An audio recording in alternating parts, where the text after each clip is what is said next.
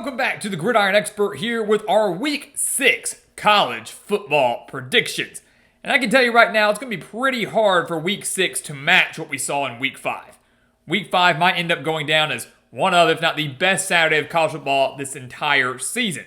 But Week 6 is going to be solid, right? We've got two ranked versus ranked matchups. Alabama and Vanderbilt is one of them. That's going to be the side of College game day. And then Miami and Florida State. So two great matchups. We'll have predictions on those two games coming your way later this week. But as always, we're here with 5 games and are kind of flying under the radar. Games that will have an impact on the standings, in the rankings, in the conference races, in the playoff race, but maybe aren't getting as much attention as those ranked versus ranked matchups or maybe some other games across the country. So let's not delay any further. We'll dive into it. Number 9, Texas at Florida. That's how we'll kick things off today. To me, it's a battle between two very disappointing quarterbacks. All offseason long, you heard people praising Arch Manning, you heard people praising DJ Lagway. Some even had them as number 1 and number 2 in the SEC, and neither has lived up to the hype. The difference between these two teams is one of them still has a shot at a national championship. The other will probably see their head coach fired within the next few weeks. You look at this Texas team, right?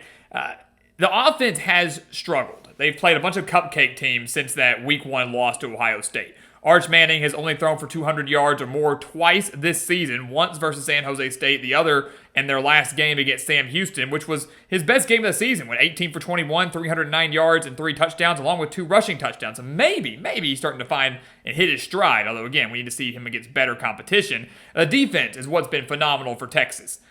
They were never in danger of losing against these cupcake teams, but the defense has been really outstanding. 4th in the nation, giving up just 212 total yards per game, only 59.8 rushing yards per game. That defense now comes into the swamp to face DJ Lagway, who had a 5-interception day a few weeks ago against LSU, has only thrown for 690 yards, 5 touchdowns, 6 interceptions, and leads an offense that ranks 113th in the nation, barely averaging over 325 yards per game. Florida, in their last 3 games against South Florida, LSU and Miami, is averaging 11 points per game. They've scored 33 points in their last 3 games combined. It's just not good. Lagway's not the answer. They don't have much of a running game. The Florida offense is really in shambles. The program's in shambles. They're 1-3 right now. And I picked Florida to win this game back in the preseason, and I desperately wanted to stick with it now. Maybe switching my pick will come back to haunt me, will come back to bite me. But at the end of the day, Texas to me is the better team. I think Arch Manning is better than DJ Lagway. I think if one of these quarterbacks is set to have a big day on Saturday, it's going to be Manning, not Lagway. He's got better weapons than Lagway. Texas has a better defense than Florida. Texas has more to play for than Florida. I mean, to me, Texas owns the edge in every aspect of this game with the exception of home field advantage. And yes, the swamp will be a very difficult place to play for Arch Manning, but he has already experienced the horseshoe. He's already experienced Columbus, Ohio. Survived that. Yeah, they lost. Yeah, he didn't look great, but he's kind of done that. I think that's actually going to benefit him now coming to the swamp. This game might be closer than people expect. Texas is going to win it. Switching my pick. Florida drops to 1-4. 1-4 for the Gators as Texas gets a much-needed win on the road in conference play, hopefully getting more confidence as they enter the bulk of it the rest of the season. Boise State at number 21 Notre Dame. The way I look at this game is the loser is done when it comes to the college football playoff. The loser of this game will see their playoff hopes come to an end. Some would say Boise's have already been dashed, but I wouldn't be so sure. They lost to South Florida, who clearly looked pretty decent, right? They beat Boise State. They beat Florida. Maybe isn't saying too much. But if Boise State somehow comes into South Bend and wins this game and then wins the Mountain West, they're going to the college football playoff. There's no doubt about it. But if Notre Dame loses this game, as we mentioned, then they're done for. There's 3 losses, one of them to a group of 5 teams. They're going to be done. They're out of there, right? But both these teams have bounced back from rough starts to the season. Boise, as we mentioned, lost to South Florida. They've won every game since then. Notre Dame started 0-2, lost those 2 games by a combined 4 points, but the offense has come to life the last 2 weeks against Purdue and Arkansas. And I know that's not saying too much, but to go on the road to an SEC team and to have the historic day offensively, the Fighting Irish had 641 yards of offense, their most in a game since 2017, and the fact that they're getting Jeremiah Love more involved, he really wasn't that great in the first 2 games against Miami and A&M, now starting to hit his stride a little bit more, that's a great thing for Marcus Freeman's squad, one that has to pretty much win out if they want to make the college football playoff. Ultimately, Notre Dame, I do believe, wins this game. They're at home. The offense is starting to gel. The defense has played fairly well against Purdue and Arkansas. 30 points to Purdue, not ideal, but again, some of those coming later in garbage time when the game was out of reach. Boise's defense has given up over 340 yards per game, over 155 on the ground. I expect Notre Dame to pound the rock consistently. Run the ball, run the ball, run the ball. That's going to set up big plays for C.J. Carr. I believe the Fighting Irish win this game by double digits. They win their third straight game and keep those playoff hopes alive, while Boise's more than likely come to an end. Their second loss, not a great strength of schedule. Even if they win the Mountain West, it might be hard to put them in over the potential American champion. Could be Tulane, could be Memphis, could be South Florida. We don't know. But more than likely going to end the Broncos' hopes right here on Saturday. Number 24, Virginia at Louisville. This is a sneaky good game. This is a potential letdown spot for Virginia after that massive double overtime upset win over number 8 Florida State. But maybe not a letdown game. Maybe Virginia proves they're the real deal and they get a huge road win at Louisville, who, as we know, is drastically different at home under Jeff Brom than they are on the road. 13-3 at home compared to 6-4 on the road. Louisville, fortunate to survive last week against Pittsburgh, only beat the Panthers by a touchdown. A game where Pittsburgh committed, 5 turnovers? Pittsburgh had 5 turnovers, and Louisville only won by 7. They were trailing early in that game. What was it? By 17 points, and again by 10 entering the fourth quarter. They were trailing and had to come back and beat the Panthers. So this Virginia team, guys, I want to say first off is the real deal, right? That Florida State game wasn't a fluke. The Cavaliers have the 5th ranked offense in the nation right now, averaging over 539 yards per game, 296 through the air, 243 on the ground. Chandler Morris has been phenomenal. The transfer quarterback has thrown for over 1,200 yards and 10 touchdowns. Jamari Taylor at running back has rushed for nearly 400 yards and 7 touchdowns. This is an offense that's going to test this Louisville defense. A Louisville defense that ranks 18th in the entire nation.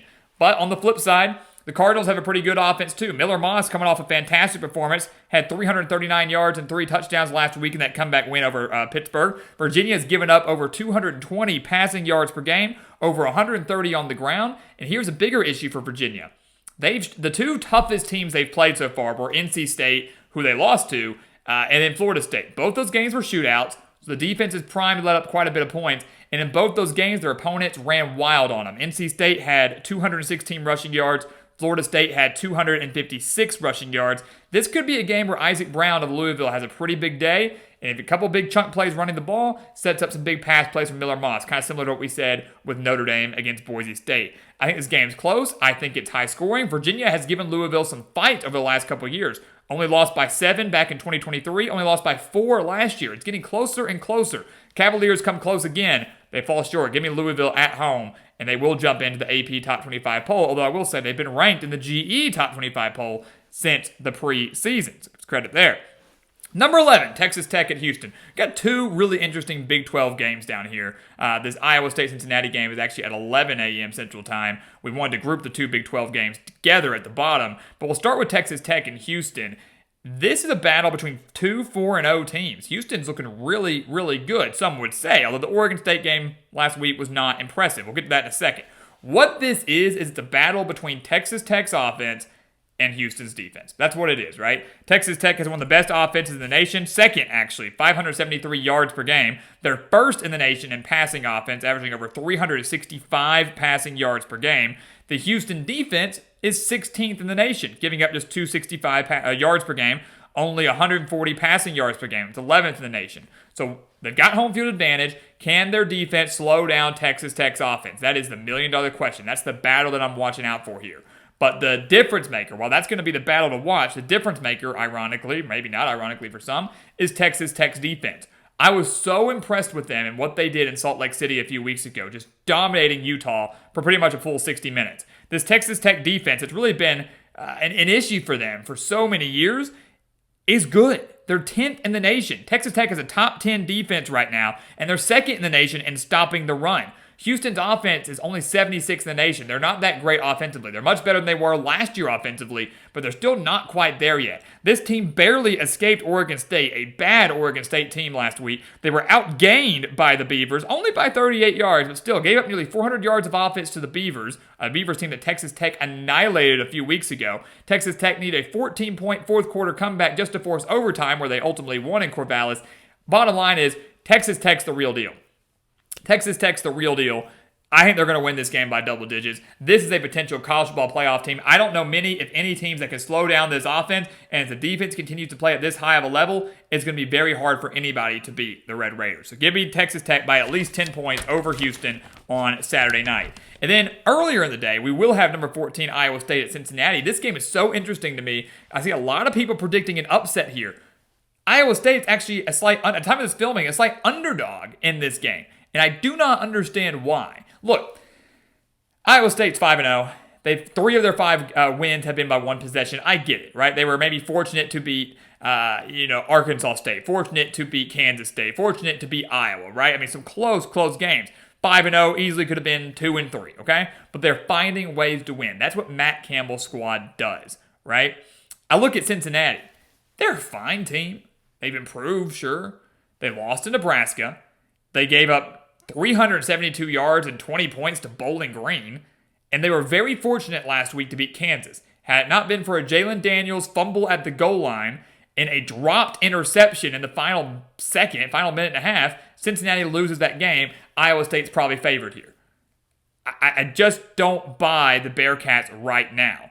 They're giving up nearly 250 passing yards per game.